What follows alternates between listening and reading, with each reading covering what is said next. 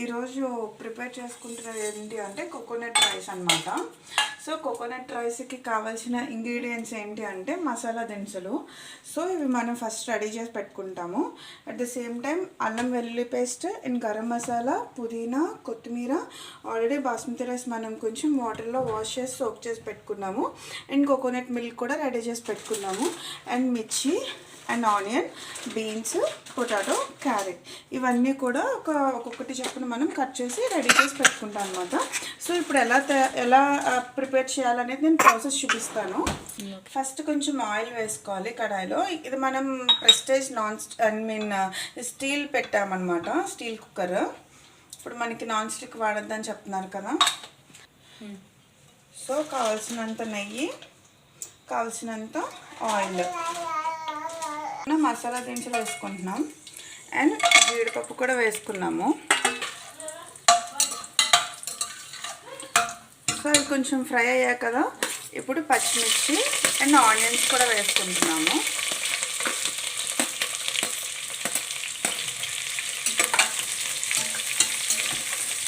ఇది మనకి కొంచెం బాగా ఫ్రై అవ్వాలన్నమాట. ఇప్పుడు మనం క్యారెట్ వేసుకుంటాము. కొంచెం ఆనియన్ ఫ్రై అయినాయి కదా, కొంచెం 2 minutes ఫ్రై అయ్యాక మనం పొటాటో కూడా వేసుకుందాము. సో ఇప్పుడు మనం పొటాటో అండ్ బీన్స్ కూడా వేసేసుకోవచ్చు. సో మనకి నచ్చిన వెజిటబుల్స్ కూడా వేసుకోవచ్చు, కానీ కోకోనట్ రైస్లో ఎక్కువ ఫ్లేవర్డ్గా ఉండేవి బాగోవు. సో ఇవి మట్టుకు కొంచెం టేస్టీగా అనిపిస్తుంది అనమాట. కోకోనట్ రైస్లో ఆ టమాటా అవి వేసుకున్నా కూడా అంత టేస్ట్ అనిపించదు అనమాట.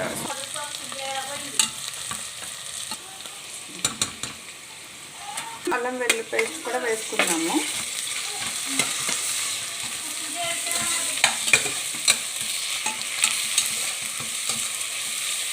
అండ్ గరం మసాలా తగినంత.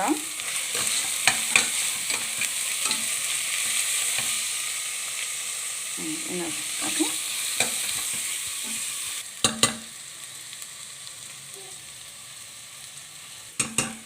అండ్ కొత్తిమీర అండ్ పుదీనా కూడా వేసేద్దాం.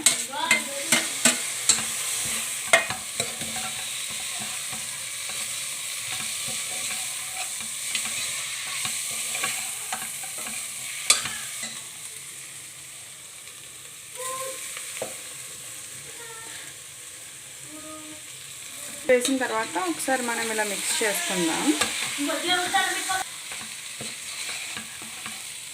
సో ఒకసారి మొత్తం అంతా ఈవెన్గా కలిసేలా ఒకసారి కలుపుకుందాం. ఓకే, అండ్ మనం ఇప్పుడు కొబ్బరి పాలు వేసుకొని మూత పెట్టేసుకుని కొంచెం సాల్ట్, తగినంత సాల్ట్ వేసుకుని కుక్కర్ మూత పెట్టేసుకుంటే మనకి ఒక 15 minutesలో 2 whistles వచ్చాక మనకి కోకోనట్ రైస్ రెడీ అయిపోతుంది. ఇప్పుడు కొబ్బరి పాలు వేసుకుందాము.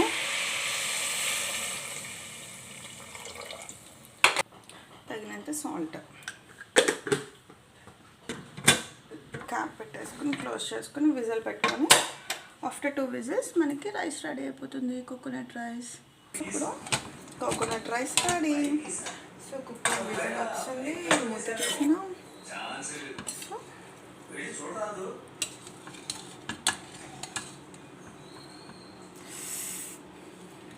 చూసారా ఎంత పొడి పొడిగా, ఎంత మంచిగా, ఎంత ఫ్లేవరీస్గా ఉందో రైస్. చూసారా మెతుక్కి ఎంత మంచిగా వస్తుందో.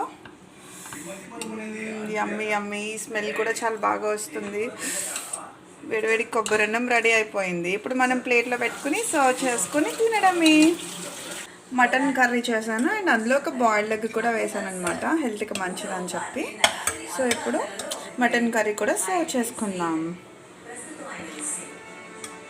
సో మటన్ తక్కువ ఉందని నేను గ్రేవీ ఎక్కువ ఉండేటట్టు చేశాను అనమాట. ఓకే, సో తినడానికి రెడీ.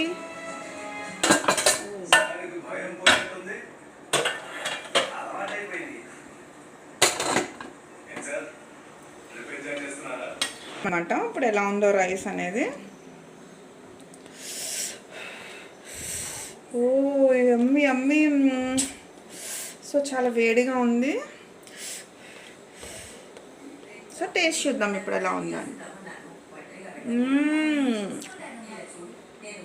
రైస్ చాలా సాఫ్టీగా, కర్రీ చాలా స్పైసీగా, చాలా చాలా టేస్టీగా ఉంది. సో మీరు కూడా ప్రిపేర్ చేసుకుని తిని ఎలా ఉందో కమెంట్స్ పెట్టండి.